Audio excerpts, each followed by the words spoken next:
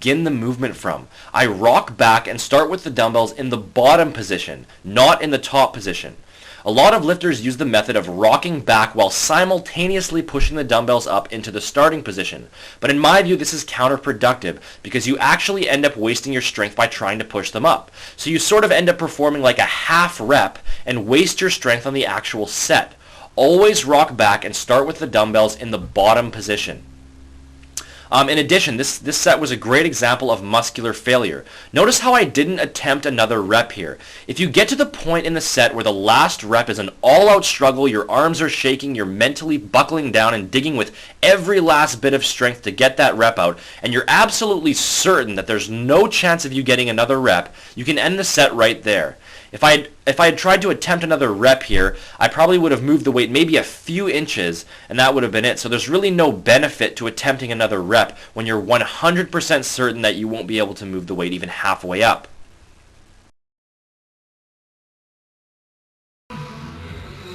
Okay, so now we're on to the incline dumbbell press, which is pretty much the same thing, only we're using a bit of an angle here, usually around 30 degrees.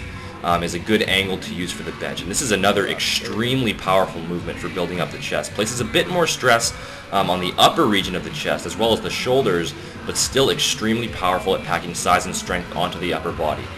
And again, taking my time, pausing, clearing my mind, and getting ready for the set to come.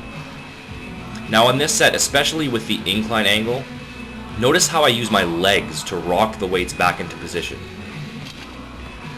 When you start getting into heavier weights, this becomes really important. You want to waste as little energy as possible getting the weights into position.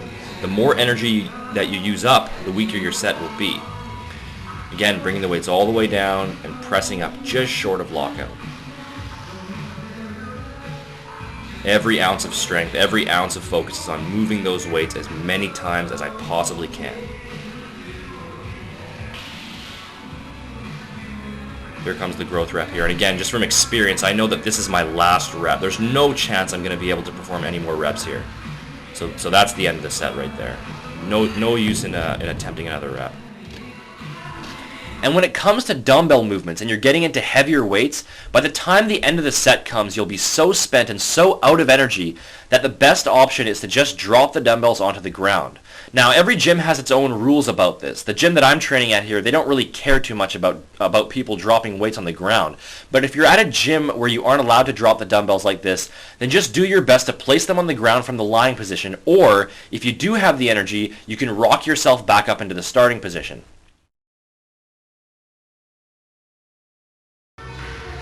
Now this is an exercise that I don't typically perform, but again, I wanted to include a variety of exercises here, even those that I don't typically recommend, just to let you see the whole picture. So on this one, you should be standing with one foot forward, as this is going to give you a really solid base to work with. Bringing the cables back until your arms are roughly parallel to the ground, and then squeezing all the way down until the handles cross.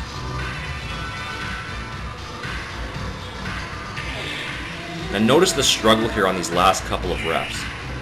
As long as the weight is moving, you should be continuing with the set. The weights are moving, it's an all-out struggle, but as long as those cables are moving, I have to continue the set, I can't stop. And this is the growth rep right here. And that's failure, there's no way I'm going to get another rep here.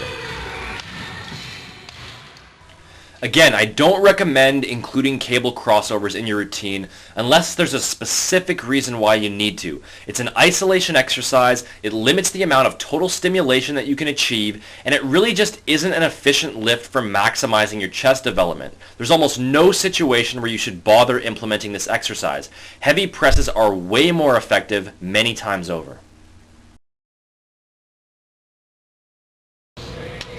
Okay, so machine bench presses. Again, not an exercise that is necessary to include in your routine. It is a pressing movement, but it's a machine press, which as you know is not as effective as the free weight variation.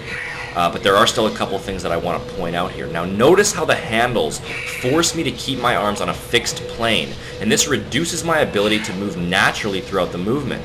I'm stuck on that one plane of movement, and this increases my chance of injury. In fact, I even remember after I performed this set, I actually was getting sharp pain in my left shoulder that I did not experience during my dumbbell presses. The only time I would recommend this exercise is if you have no other choice. Maybe you're at a hotel or something and they have, a fitness center with one of those universal gyms or something, and that's your only option. But other than that, there's no reason to include this exercise in your routine. Free weights are always going to be a better choice.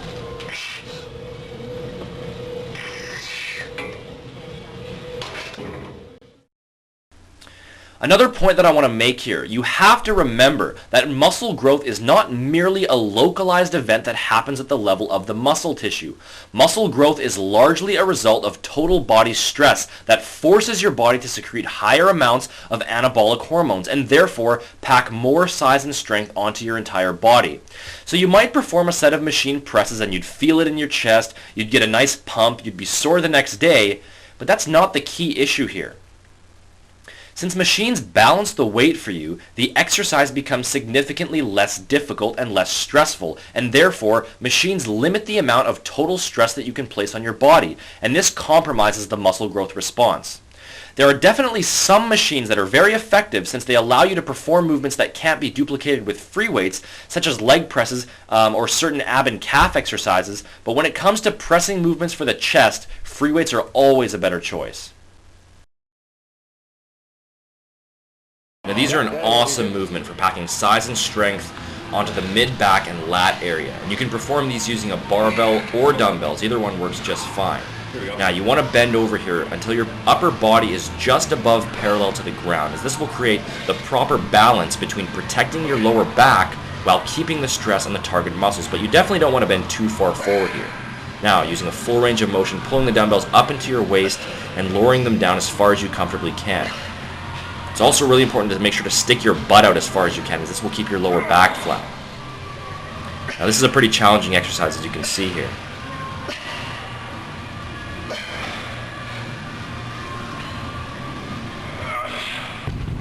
And that's muscular failure right there. A lot of people have difficulty on this exercise when starting out. You'll often find that it's tough to keep your lower back flat, and